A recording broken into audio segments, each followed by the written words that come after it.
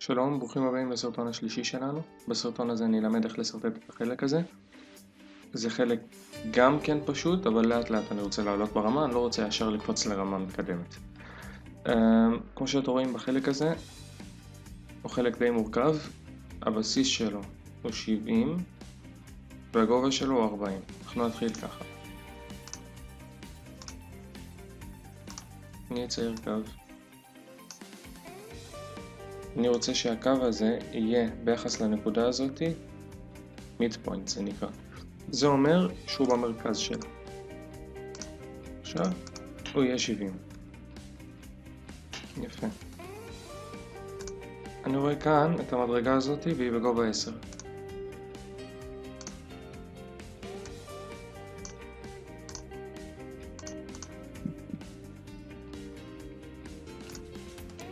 וההמשך של המדרגה זה 70 פחות 40 חלקי 2, וזה יוצא 30 חלקי 2, 15.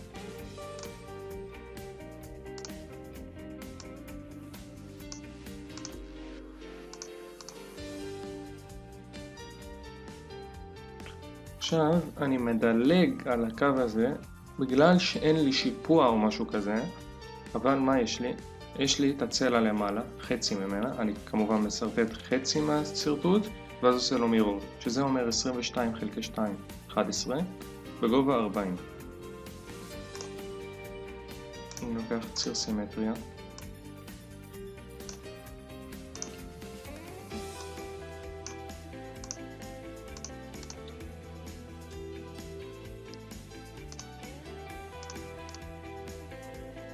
ועכשיו מה שנשאר לי זה למשוך קו בין שתי הנקודות האלה. אוקיי? עכשיו במקום לצייר את הכל בצד השני גם, אני מעדיף לעשות לו מירור, חוץ מהבסיס, כי הבסיס הוא ממשיך לצד השני. מעבר לציר סימטריה הזה, זהו. אני צריך לראות כמה נפח. הנפח הוא 32 מילימטר. זה אני אתן לו נפח 32 מיד פליין, זה כאילו 32 חלקי 2 לכל צד. אוקיי, אני רואה פה שיש שתי חריצים כאלה. החריצים האלה הם ברוחב 12 ועומק 10.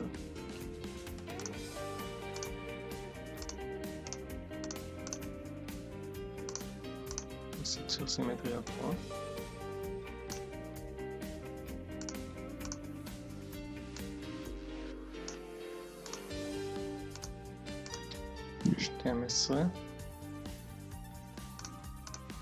עשר.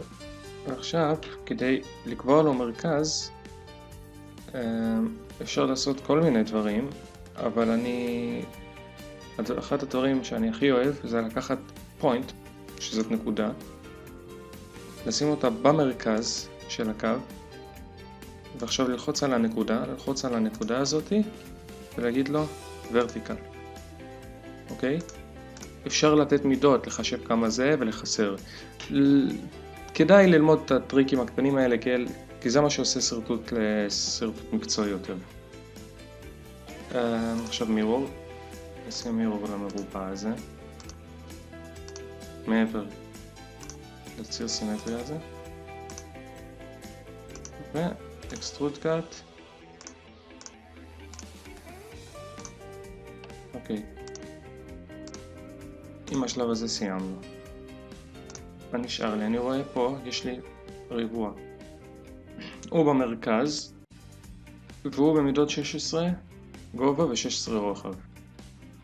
לכל האורך. אז אנחנו נתחיל.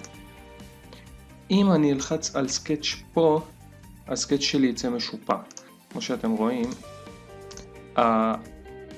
הזווית של הקדח שאני מייצר היא תמיד ניצבת לשטח שאני בוחר. שזה אומר, אם אני מסרטט אותו כאן, הקדח יצא בשיפוע ללמטה. אני צריך תמיד לבחור משטח ישר, אוקיי? אני דווקא פה בוחר לסרטט כאילו על הסקץ' הזה, שזה למעשה אני מסרטט באוויר, אני אראה לכם עוד מעט איך, ואז הקדח הוא יצא וניצב לסרטוט הזה פה. אוקיי, אנחנו ניקח מרובע שיש לו, שהוא מתחיל מהמרכז. אני מחפש את המרכז הזה. עכשיו אני אומר לו שזה וזה הם שווים, ושזה הוא 16. אוקיי, לפני שאני עושה אקסטרוד קאט, אני רוצה לראות לכם איפה סרטטתי. באוויר, אבל בזווית שהוא יצא פה ישר ולא משופע. כשאני אומר לו עכשיו אקסטרוד קאט, נכון שאני מתחיל מפה, זה לא חשוב המידה, זה במילא מצד לצד, אבל אתם רואים מה הקטע? שהוא יוצא ישר. אוקיי, זה אני חושב שנשאר לנו דבר אחד קטן, וזה הקדח למעלה. הקדח למעלה הוא במרכז, כי זה 22 חלקי 2 זה 11, ורשום לי 11, והוא בקוטר 12. אז אנחנו נלך לנורמל. אני לא חייב לתת מידה, אני שוב יכול לחטט. במצב שלנו זה הנקודת בית, זה המרכז, כי בהתחלה אני עשיתי בנפח שהוא יתחלק שווה. אבל בכללי, שתלמדו איך עושים את זה, אני הולך על הקו, בוחר את הנקודה, הולך איתה. הולך על הקו השני לנקודה, הולך איתה, ואז איפה ששתי הנקודות נפגשות, זה המרכז.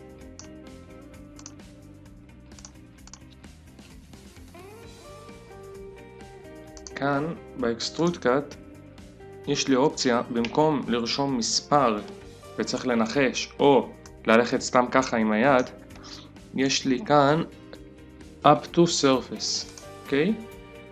אני אומר לו עד למשטח ובוחר לו משטח, אוקיי? זה אומר שרק עד לכאן הוא חותך. זהו, עקרונית החלק הזה הוא לא קשה. מה שרציתי להדגיש פה זה הזווית שאנחנו חתכנו כאן. וזהו, זה הכל. אנחנו תמיד מגישים את הסרטונים בצורה הזאת, וניפגש בסרטון הבא.